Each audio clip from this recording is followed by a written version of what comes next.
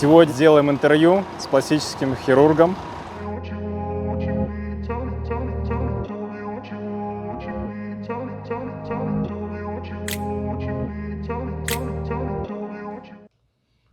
Здравствуйте, меня зовут Эдгар Теран. Я родом из Панамы. Учился я в университете Дружбы народов имени Патрисия Лумумби. Закончил лечебное дело 1986 года, а потом начал специализацию по пластической хирургии сначала челюстно-лицевой хирургию, а потом пластику и общую хирургию тоже. После 4 года я поехал в Германию, где закончил пластическую хирургию.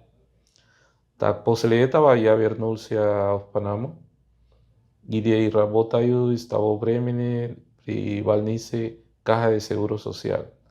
Это самая большая больница в Панаме.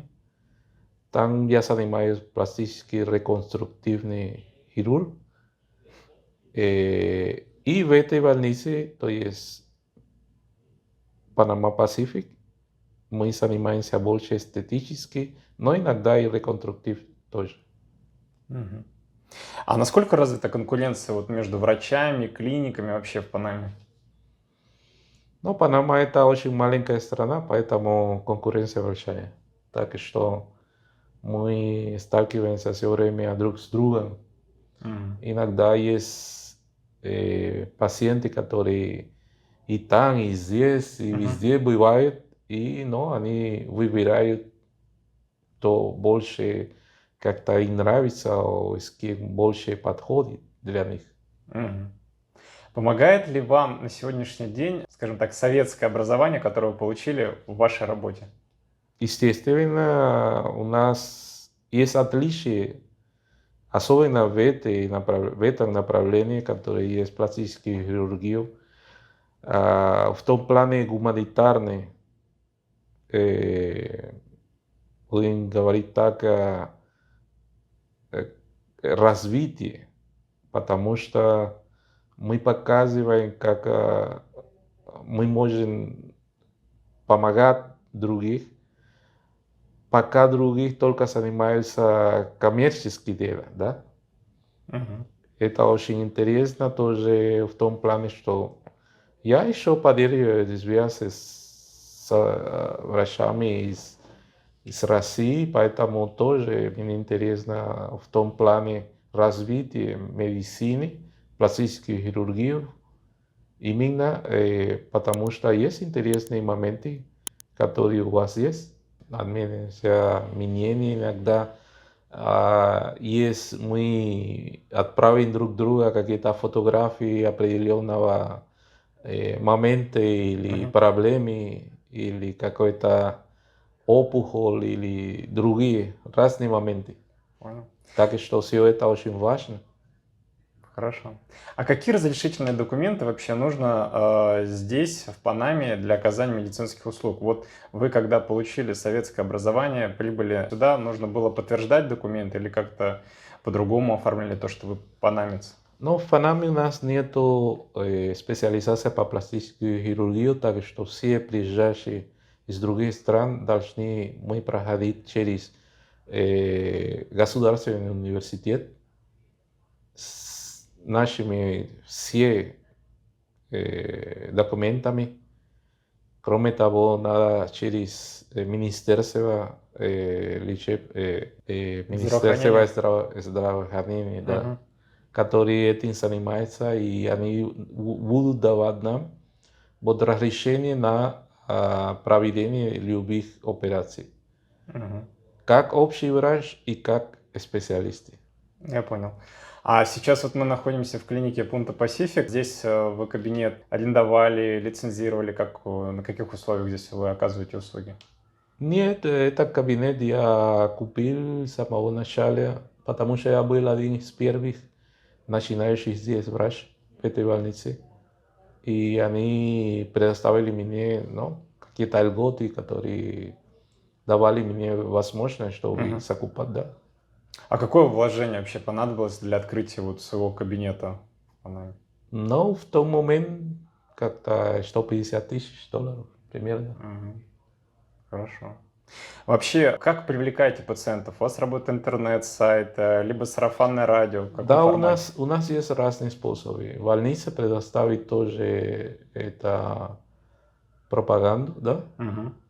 Сарафанное со, радио? со стороны Мгм. больницы. Но мы тоже своим путем есть разные направления, будем так говорить, через Facebook, Instagram или, кроме того, есть журналы, которые нам покажут врачей, Мгм. специалистов, да, и они скажут, где мы, кто мы, сколько лет мы занимаемся, ну, то что называется нашей жизни, да, Хорошо. профессиональной. Сколько вообще зарабатывает в среднем врач вот в этой клинике? Зависит, как везде, это не постоянно, но, например, и здесь в месяц я могу проводить 10, 15, иногда 20 операций. Мгм. Так что это... Вы проводите не только в Панаме, также в другие страны тоже Да, ездите. да, да, да, А в какие иногда. страны вот обычно Но уезжаете? я обычно по Латинской Америке, в разных странах, зависит от того, что им нужно, или какая-то помощь, или как советник тоже. Это Эт- зависит иногда как консультант. Это вас клиника приглашает или уже пациенты вас находят в интернете? Иногда пациенты, иногда другие врачи, Мгм. Я понял. которые хотят, чтобы, ну, мы показывали какие-то техники или операции, или развивали с ними какие-то моменты, да. Мгм. Какие необычные случаи, по вашему опыту, были? Нестандартные? Операции, возможно, консультации? Но я работаю, то есть с американской организацией, называется Операция Улыбка. Не знаю, если слышал. В Мгм. России есть, потому что я побывал тоже в России. И мы проводим эти операции во всем мире. Я был в Китае, Индии, в Кении, Марокко, Мозамбике, вся Латинская Америка почти. Я понял. Вас туда И приглашали или вы сами? нет, они нас приглашают. Они Хорошо. отправляют там запрос, да, Мгм. и мы отвечаем, сможем или нет в каком-то времени года. Да. Мгм. И мы отправляемся, они все платят, то есть путешествие, питание и гостиница, Мгм. и мы проводим там. А там мы разбираемся о чем-то. Есть очень разные операции, реконструктивные больше всего. Не только у детей, но и у взрослых тоже. Хорошо. А как вы повышаете свою квалификацию? Но обычно есть разные направления. Мы путешествуем тоже в разных конгрессах, митинг в разных странах. Не только США, но и в Европе, в Азии. Я недавно был в Марокко тоже. Мгм. Там очень большой митинг, где собрались специалисты всего мира. Мгм. Там были из Норвегии, из Великобритании, из Пакистана, из Тайваня, Китая. Так что мы очень часто обмениваем, тоже получаем информацию через интернет. А у нас есть то есть сети почти каждое воскресенье утром у нас есть митинг Мгм. по интернету.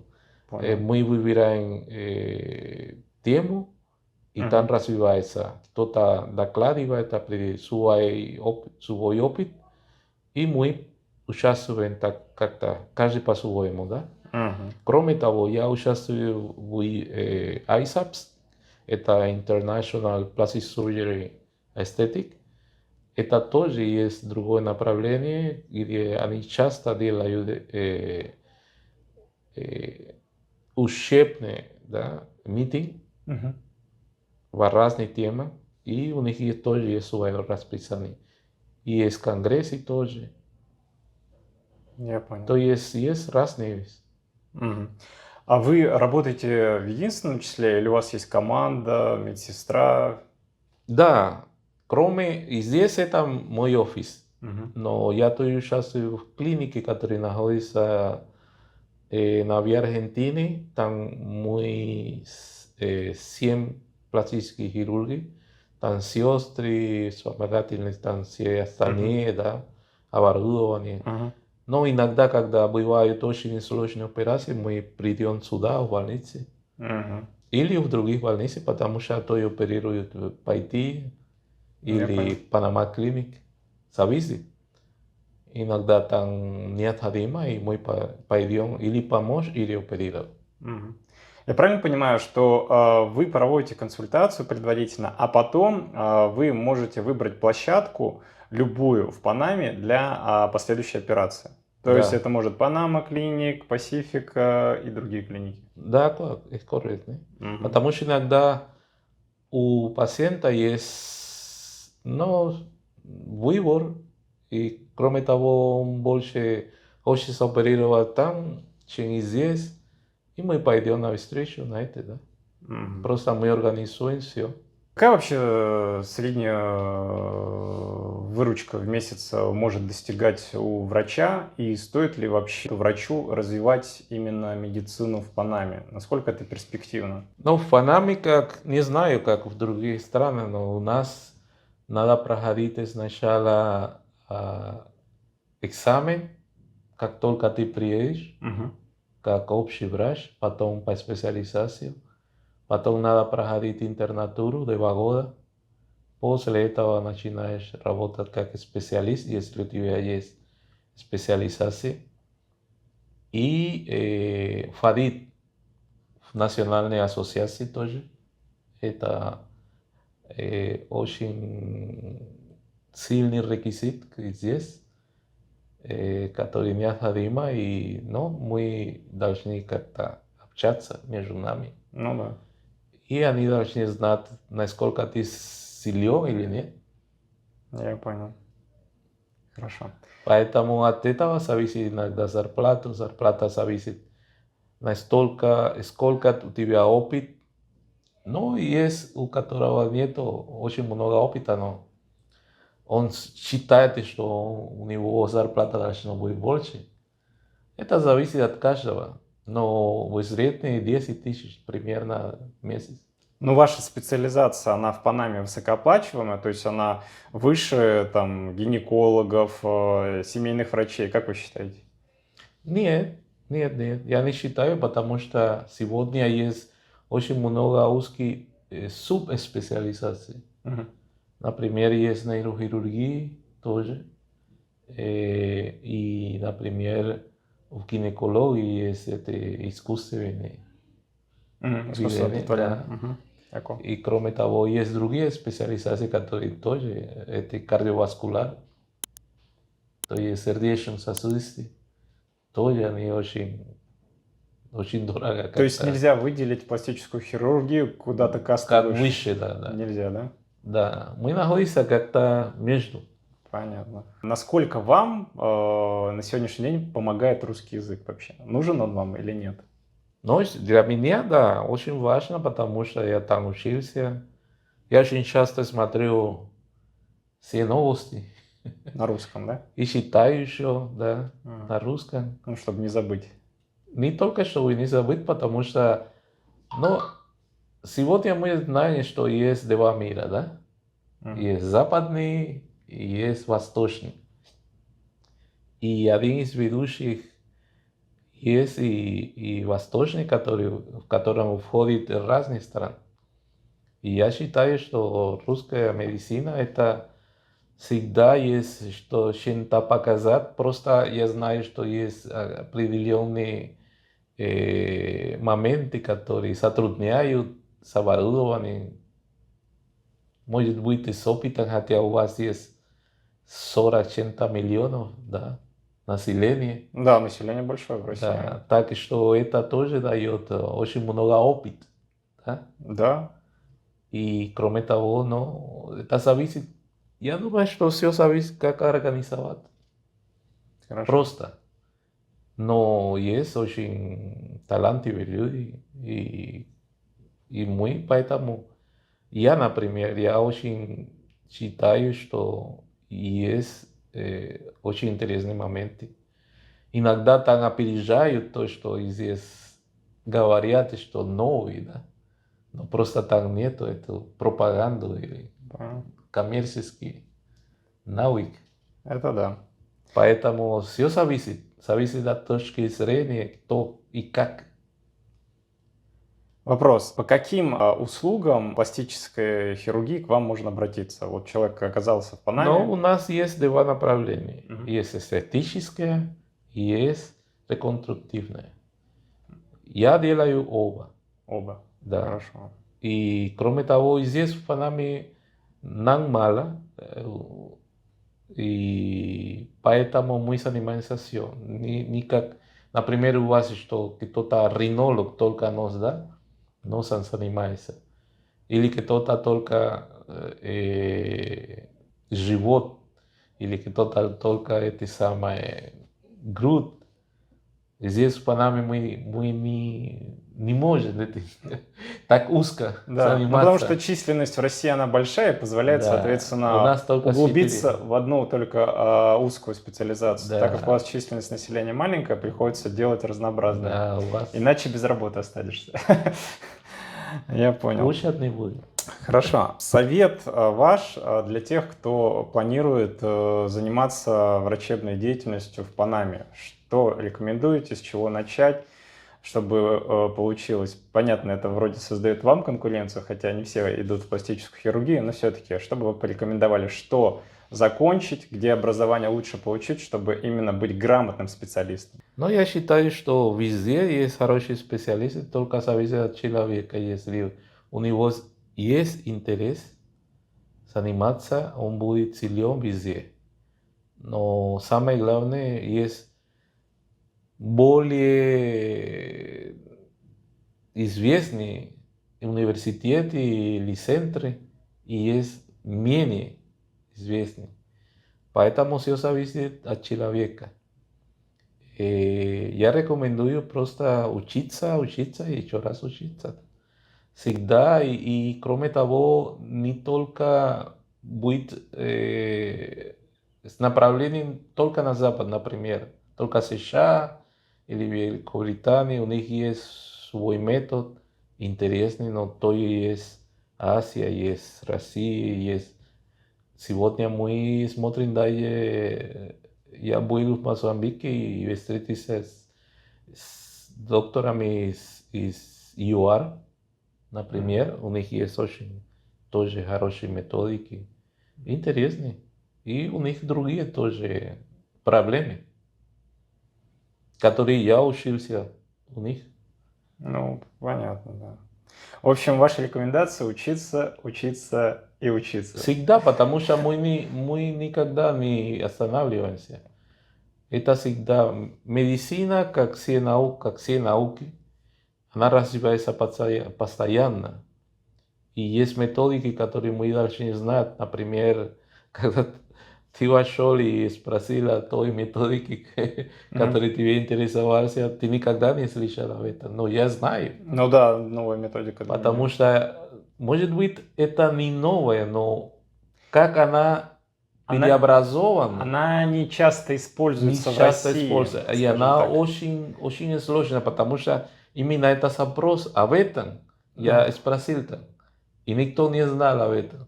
Но, наверное, у вас есть очень много пациентов для этого.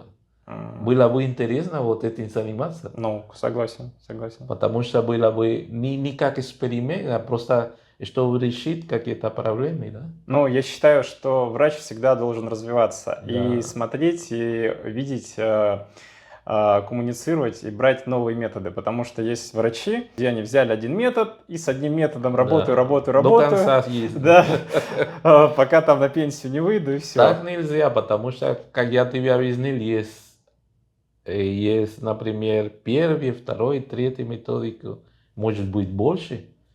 И поэтому мы должны обязаны все знать, потому что для каждого пациента есть разные.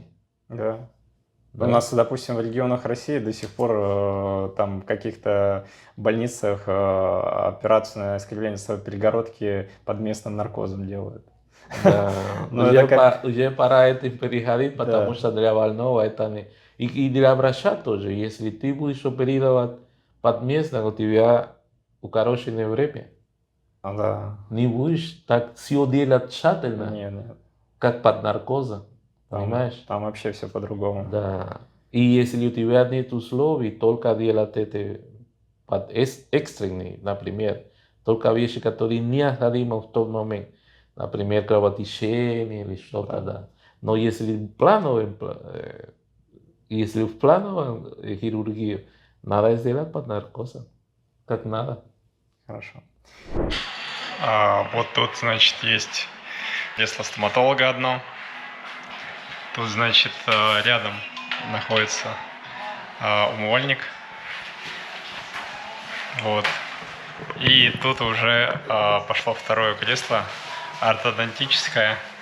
Тут устанавливают брекеты, делают чистку. Вот, кресло для ассистента такое.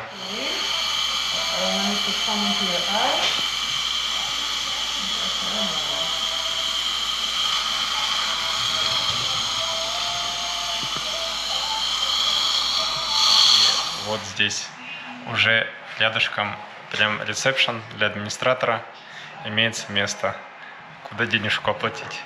Вот так вот. И здесь у нас выход. Выходим, здесь комната ожидания, здесь администратор. Вот. Так все это выглядит. Полечился у Джанет Митчелл. Сейчас сделаем расчет. Сколько стоит все? Вот, привет всем передает.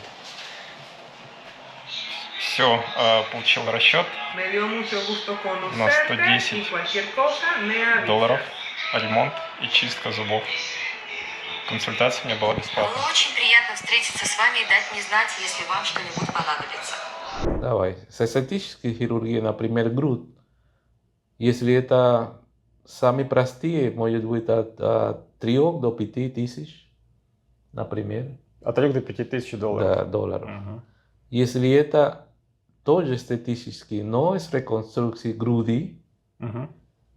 это самое уже пойдет уже 8-10.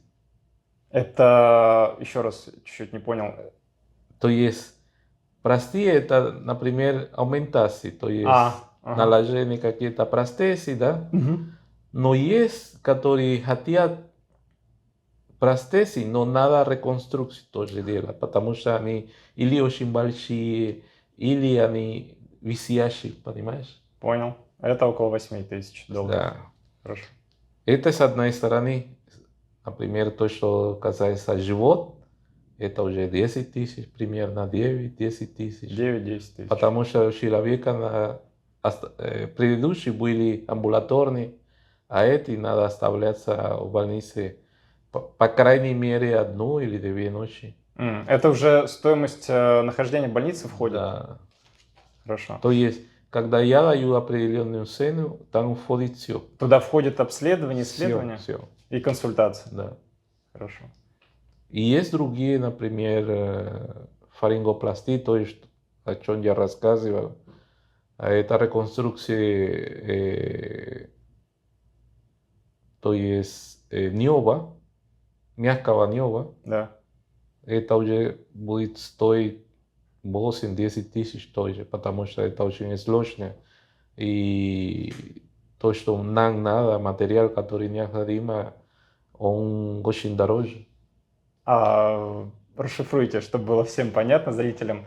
Мёба... Есть но, например, у меня были пациенты с этими проблемами после наркотиков. Да. Им надо реконструировать, потому что внутри образуются дырки. Ага. Им это очень неудобно, потому что когда они, например, кушают или что-то пьют, все то есть выходит через нос. Все понятно. И надо все внутри как-то реконструкцию делать. Ага. Поэтому она стоит больше, да. Около 10 тысяч долларов. Да. Может быть и больше, зависит, где Ну, ты понятно. будешь его проводить. Есть другие операции, например, реконструктивные тоже, например, после аварии. То есть ортопедисты, по-вашему травматологи, Да. они нас зовут, потому что остается или сухожилие, или сосуды, или кость Мгм. открыты, и Да-да-да. надо их покрывать. Мы это делаем не только свободными лоскутами, делаем по-другому. И тоже это зависит иногда 20 тысяч. Барокамеру вообще используете здесь? Пользуемся, но очень Помогает? редко.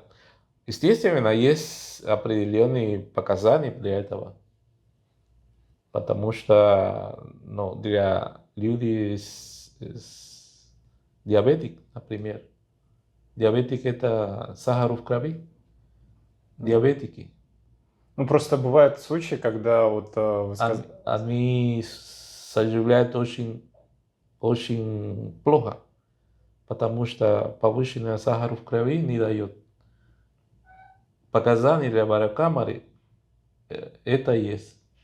И Да. чтобы соживление было лучше и короче. А при ДТП, ожогах часто используется? Для барокамеры нет. Нет? Нет. Просто всегда говорят, ну, особенно вот в России, в регионах, в стационарах часто используют на ожоговых пациентах барокамеру, якобы быстрее заживается кожа. Но барокамера сушит. Ну да. Поэтому иногда зависит. Есть разные виды ожогов. Это мы сейчас возвращаемся к тому, кто какой метод использует. Да. Но всегда есть показания к тому или иному типу. Потому что есть, например, авария, и при этом есть снятие кожи, поверхность. Да? Да. Это один вид, как будто это и ожог, но это не ожог совсем. Но есть ожог химический, есть, например, ожог при сливании жидкости. Да, жидкость. Есть, ну, ядерный. Да? Да. И есть другие виды ожогов. Поэтому это зависит. Одни есть показания, например, химические сети барокамеру. Если есть третий или четвертый степени барокамеру. Ну, Но третий, но второй и первый нет. Я даже вспомнил историю, у нас пример был живой в области, в Тверской, то ли Тульской области, завод консервных банок, ну, в общем, пакуют консервы, и там перевернулся котел. 3 сотрудника получили ожоги, там, 2-3 степени, значит, к нам директор обратился, мы экстренно госпитализировали пациента в ожоговый центр, 36-ю городскую больницу, и они долго, как говорится, находились в реанимации, там даже в таком состоянии привезли, что там возникал вопрос, как бы человек останется жить или не останется. Вот, в итоге, скажем так, их спасли, сохранили жизнь, и по окончанию лечения все-таки назначили барокамеру, и уже такие, вот, скажем так, моменты, они стали уже косметические, да, мы не говорим уже про внутренние и так далее, они стали, ну, заживать так аккуратненько, побыстрее. Вот. Ну, живая история, реально никому не посоветую это, в такое попасть, но ситуация бывает разная. К вашему делу, какие еще примеры были живые, и сколько это примерно будет, обходилось точнее? Но ринопластия, например, есть эстетические, реконструктивные, есть разные. Это зависит от сколько, от 5 до 12 тысяч долларов. А консультацию, вот человек просто приходит на консультацию, исследование сделать, сколько это в среднем может стоить? Только консультация 100 долларов. Ага. Если исследование зависит от того, потому что это будет зависеть от больницы. Ну, плюс-минус, по вашему последнему опыту. Ну, 400. 400-500. Да. Хорошо. Это самая такая запоминающая операция, нестандартная, которую вы проводили, которая осталась в памяти, возможно, сложная, возможно, какая-то после ДТП. Что это было? после ДТП. Но надо брать лоску на расстоянии, чтобы покрывать все раны открытые. Показывается, если, например, на бедро или на колени. Иногда бывает, у меня была одна девочка, 21 год, которая попала в эту ДТП, то есть одна машина, она сидела на остановке, а машина наехала на ней. И у нее все ягодицы исчезли от трения. Да. У нее все исчезли и мышцы, и кожа, и жира, все остальное. А мне пришлось все это реконструкцию. То есть реконструкцию делать. Было очень сложно, потому что, представляешь, молодая девочка. И кроме того, надо было брать из других отделов, то есть тела, для того, чтобы эту реконструкцию. Уже идет третий этап, и мы не заканчиваем. То есть еще восстановление. Да. И сколько уже во времени это длится? Но это может длиться 1-2 года.